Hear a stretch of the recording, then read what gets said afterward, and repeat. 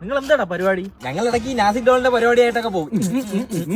അതല്ലാതെ ഇവിടെ എന്താ പരിപാടി ഇപ്പൊ? ചേട്ടാ ഞങ്ങൾ തിക്ക് ഫ്രണ്ട്സ് ആണ്. തിക്ക് എന്ന് പറഞ്ഞാൽ തിക്ക്. പക്ഷെ ഞാൻ അതല്ലല്ലോടാ ചോദിച്ചത്. പക്ഷെ ഞങ്ങൾ അതാണ് പറഞ്ഞത്. ഞങ്ങൾ കുട്ടിക്കാലം തൊട്ടുള്ള പരിചയവും. ഞങ്ങളുടെ ഫ്രണ്ട്സ് ആനിവേഴ്സറി ആഘോഷിക്കാൻ വന്നതാണ്. അതെ, ഇതിനൊക്കെ ഇപ്പൊ ആനിവേഴ്സറി ഉണ്ടല്ലേ. ഞാൻ എന്റെ ജീവിതത്തിൽ സ്കൂൾ ആനിവേഴ്സറി അല്ലാതെ വേറെ ഒന്നിനും പോയിട്ടില്ല. ചേട്ടാ അതിനും വേണം ചേട്ടാ, നല്ല ഫ്രണ്ട്സ് വേണം. അതെല്ലാം അവിടെ നിക്കട്ടെ, നിങ്ങൾ ആ കൈ കൊണ്ട് എന്തോ കാണിച്ചത്. ചേട്ടന്റെ കാര്യം അറിയോ? ഞങ്ങൾ ഒരുമിച്ച് ഒരേ നഴ്സറി സ്കൂള്, ഒരേ സ്കൂള്, ഒരേ കോളേജ്, ഒരുമിച്ച് ഒരു സ്ഥലത്ത് ജോലിക്ക് വേണ്ടി കാത്തിരിക്കുന്നു. ഒരുമിച്ച് ഞങ്ങൾ കല്യാണം കഴിക്കും. ഒരേ പന്തല്, രണ്ട് പെണ്ണിനെ ഒരേ കണക്ക് തന്നെ പ്രസവിപ്പിക്കുകയും ചെയ്യും. എടാ, നിങ്ങൾക്ക് വല്ല പ്രശ്നം വല്ലതും ഉണ്ടാ? കൈ കൊണ്ട് എന്തോ കാണിച്ചതെന്നാണ് ഞാൻ ചോദിച്ചത്. എന്റെ ഈ കയ്യിൽ ആദ്യം ബാർഡർ വെട്ടുമ്പോഴത്തേക്ക് അതിന്റെ സ്റ്റിക്കർ ഞാൻ ആർക്കാ കൊടുക്കുന്നത്? എന്റെ കയ്യിൽ ആദ്യം കളിക്കുടുക്ക എടുക്കുമ്പം ആ കളിക്കുടുക്ക ഞാൻ ആർക്കാ കൊടുക്കുന്നത്? കളിക്കുടുക്ക ഞാൻ അടിച്ച് പൊട്ടിക്കും.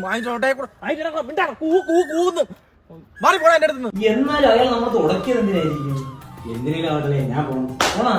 മമ്മി ഞാൻ പോയിട്ട് വരാം, വീട്ടിൽ പോയിട്ട് കഴിക്കുന്നില്ല പോണു. മമ്മി എടാ, ആ ചെറുക്കൻ എന്തിനാ എപ്പോഴും ഇവിടെ വരുന്നത്? 24 മണിക്കൂർ നിന്റെ കൂടെ തന്നെയല്ല. എല്ലാം ഇവിടെ ഉള്ള എല്ലാം വന്ന് തീർക്കും. നിനക്ക് അവന്റെ കൂട്ട് വിട്ടൂടെ? നിങ്ങൾക്ക് അവനെ കുറിച്ച് അറിഞ്ഞൂടാത്തോണ്ടാണ്. എന്ത്?